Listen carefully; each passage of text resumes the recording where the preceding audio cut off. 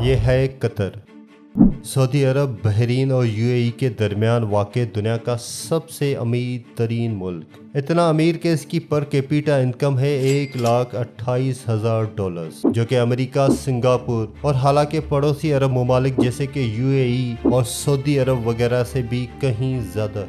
बड़ी बड़ी building, shopping malls, महंगी गाड़ियाँ, इसीलिए कतर को मिडल ईस्ट का वेगस भी कहते हैं। लेकिन कतर हमेशा से ऐसा नहीं था। चंद साल पीछे चले जाए तो कतर सिर्फ एक तपता हुआ सहरा था जिसमें गुर्बत, भूख और बोरियत के अलावा कुछ नहीं था। तो फिर ये इतनी बड़ी ट्रांसफॉर्मेशन कैसे हुई? जो देश सारे अरब कंट्रीज में सबसे गरीब था, आज दुनिया का अमीर तरीन मुल्क कैसे बन गया? उसके पीछे बहुत ही इंटरेस्टिंग कहानी है और ये कहानी बाकी सारे अरब कंट्रीज की कहानी से मुख्तलिफ है। इस वीडियो के एंड तक आप ये भी समझ चुके होंगे कि क्यों सऊदी अरब और यूएई कतर को पसंद नहीं करते और कैसे कतर आने वाले वक्त में भी अपने पड़ोसी अरब कंट्रीज के मुकाबले में ज्यादा खुशहाल और महफूज होगा। उर्दू डिस्कवर की एक और वीडियो में खुशामदीद।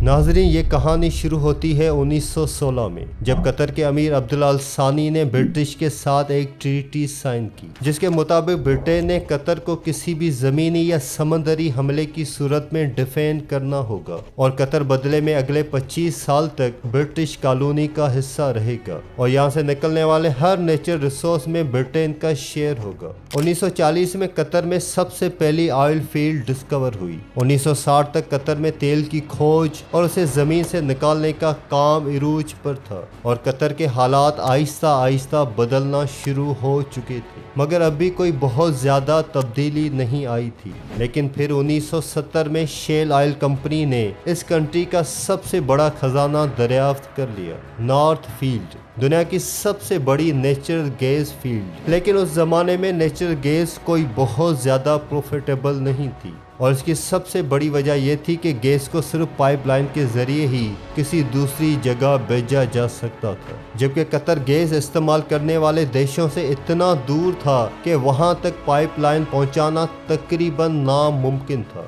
इसी वजह से शेल कंपनी भी ये गैस फील्ड डिस्कवर करके भूल गई और ये डिस्कवरी ऑफिशियल डॉक्यूमेंट्स में ही दब गई। 1971 में कतर को ब्रिटेन से आज़ादी मिल गई और वो एक आज़ाद मुल्क बन गया। आज़ादी मिलने के बावजूद अगले 25 सालों में भी कतर के हालात कोई खास नहीं बदले और फिर आया 1995, जब क्राउन प्रिंस हमाद बिन खलीफा अल थानी ने बगावत करके अपने ही बाप की हुकूमत का तख्ता उलट दिया और कतर का अमीर बन गया। नए अमीर का एक ही फोकस था और वो था गैस। हमाद बिन खलीफा ये जानता था कि कतर की तकदीर सिर्फ गैस ही बदल सकती है, इसीलिए उसने एक बहुत ही रेयर टेक्नोलॉजी गैस लिक्विफिकेशन में इन्वेस्ट किया। लिक्विफिकेशन एक ऐसी टेक्नोलॉजी है जिसमें गैस को लिक्विड फॉर्म में कन्वर्ट किया जाता है ताकि उसे ऑयल की तरह शिप्स में दूसरे कंट्रीज तक पहुंचाया जा सके।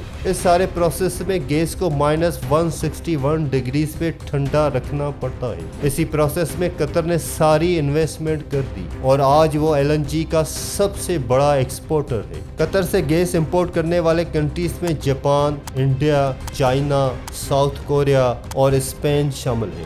बिलियंस ऑफ डॉलर्स कतर में आना शुरू हो गए, लेकिन कतर की तकदीर बदलने की इक्वेशन में तो सिर्फ ये छोटा सा हिस्सा था, क्योंकि नेचुरल रिसोर्सेज तो बहुत सी कंट्रीज के पास होते हैं, उन्हें एक्सप्लॉइट भी बहुत सी कंट्रीज कर लेती हैं, मगर असल मसला आता है उन रिसोर्स से आने वाले पैसों को सही इस्तेमाल करने का, वरना वेनेजुएला और अंगोला का अंजाम हमारे सामने है। यही वो जगह है जहां कतर बाकी तमाम कंट्रीज पर बाजी ले गया। कतर ने 2005 में कतर इन्वेस्टमेंट अथॉरिटी के नाम से एक कंपनी बनाई जिसका मकसद था तेल और गैस से आने वाले पैसे को पूरी दुनिया में इन्वेस्ट करना, और इसीलिए आज दुनिया के हर बड़े मुल्क और हर बड़ी कंपनी में आपको कतरी इन्वेस्टमेंट नजर आएगी, चाहे वो लंदन के बड़े होटल्स, ऑफिसेज और अपार्टमेंट बिल्डिंग्स हो, अमेरिका के बड़े बड़े ऑफिसेज हो या फिर मल्टी नेशनल्स जैसा कि Volkswagen, Barclays bank, Shell, Tiffany and co या फिर रोसनेफ्ट, रशिया की सबसे बड़ी ऑयल कंपनी। इन तमाम कंट्रीज और कंपनीज में कतर की हेवी इन्वेस्टमेंट है, लेकिन ये भी कतर की टोटल इन्वेस्टमेंट का एक छोटा सा हिस्सा है। इसके अलावा Qatar billions of dollar roads, airport, research centres और फाइनेंशियल सेंटर्स वगैरह पे लगा चुका है। इन सारी इन्वेस्टमेंट का मकसद है ऑयल और गैस के अल्टरनेटिव इनकम सोर्स क्रिएट करना। अब ये तो थी कतर की इकोनॉमिक साइड।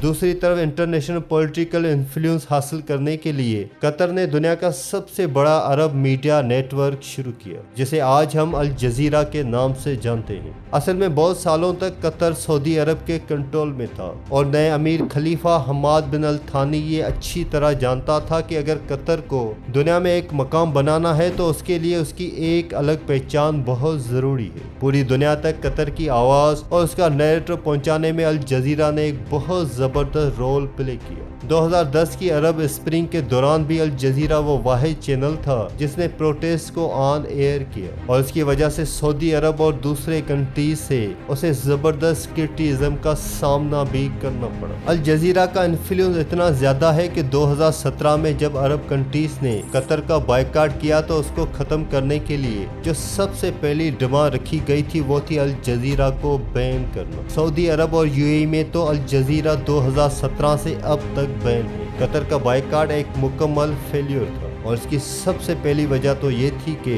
सऊदी अरब को इस बायकॉट में सारे अरब कंट्रीज की सपोर्ट हासिल नहीं थी। इवन कुवैत और ओमान भी इस बायकॉट का हिस्सा नहीं बने। दूसरा, कतर के ईरान और टर्की के साथ भी बहुत अच्छे ताल्लुकात हैं, जिसकी वजह से सऊदी अरब और यूएई कतर से काफी नाराज हैं। मगर इंटरनेशनली सारे कंट्रीज कतर को एक न्यूट्रल स्टेट समझते हैं और इसीलिए पूरी दुनिया में सिवाय 6 कंट्रीज ने किसी ने भी इस बायकॉट को सपोर्ट नहीं किया। कतर को गैस की वजह से एक और फ्यूचर एडवांटेज भी मिला है। ऑयल के बारे में तो बहुत से एक्सपर्ट कहते हैं कि 2030 नहीं तो मैक्सिमम 2040 तक वो इलेक्ट्रिसिटी से रिप्लेस हो जाएगा। मगर गैस के बारे में ऐसी कोई प्रेडिक्शन नहीं, बल्कि उल्टा गैस की डिमांड मुसलसल बढ़ती जा रही है। अभी रिसेंट रशिया यूक्रेन वार में भी रशिया की जानिब से गैस पाइपलाइन की ब्लॉकेज के बाद कतरी गैस की डिमांड 10 गुना बढ़ गई, क्योंकि अब यूरोपियन कंट्रीज भी गैस के लिए कतर से राब्ता कर रहे हैं और ये डील कतर को और अमीर बना देगी। 2022 में कतर की एनर्जी एक्सपोर्ट्स पहले ही $100 बिलियन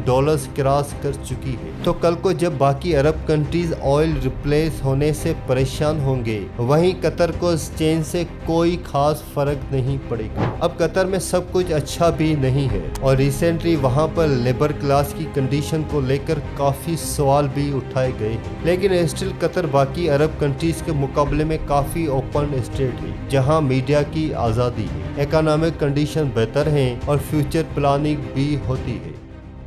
आखिर में हम आते हैं उस खित्ते की तरफ जो शायद नेचर रिसोर्सेज से माला माल है, मगर पॉलिटिकल डिफरेंसेस, करप्शन और रिलीजन एक्सट्रीज्म की वजह से इस वक्त गुर्बत, भूख और बदअमनी का शिकार है। कतर की आबादी का 60% साउथ एशियंस है। इंडियन, पाकिस्तानी, बांग्लादेशी और नेपाली कतरी पॉपुलेशन का सबसे बड़ा ग्रुप है। अपने देश और प्यारों से हजारों मील दूर दिन रात मेहनत करते ये लोग हर वक्त ख्वाब देखते हैं कि कब उनके अपने कंट्रीज इतने खुशहाल होंगे कि उन्हें 7 समुंदर पार इस जला देने वाली गर्मी से निजात मिले। हर वक्त सोशल मीडिया पर लड़ने वाले ये लोग बाहर की कंट्रीज में बिल्कुल मिलजुल कर रहते हैं, दुख बांटते हैं और एक दूसरे की मदद करते हैं। लेकिन जैसे ही ये वापस अपनी कंट्रीज में आते हैं तो वही पुराने पॉलिटिकल एजेंडे से मुतासिर होकर एक दूसरे को बुरा कहने और समझने लगते हैं। न जाने ये हालात कब बदलेंगे, कब इस सब कॉन्टिनेंट के लोग ये फैसला करेंगे कि ये पॉलिटिशियन की डर्टी पॉलिटिक्स का हिस्सा नहीं बनेंगे और इस ब्रेन वॉशिंग से बाहर निकलेंगे, दूसरों को भी इंसान समझेंगे और फाइनली ये फैसला करेंगे कि अब हमने अपने अपने कंट्रीज को उस मकाम तक लेकर जाना है जहां पर आज नॉर्वे और कतर है। दोस्तों, उम्मीद करते हैं ये वीडियो आपको पसंद आई होगी। वीडियो पसंद आने की सूरत में लाइक और दोस्तों से ज़रूर शेयर करें। तो फिर मिलते हैं अगली किसी एक्साइटिंग वीडियो में।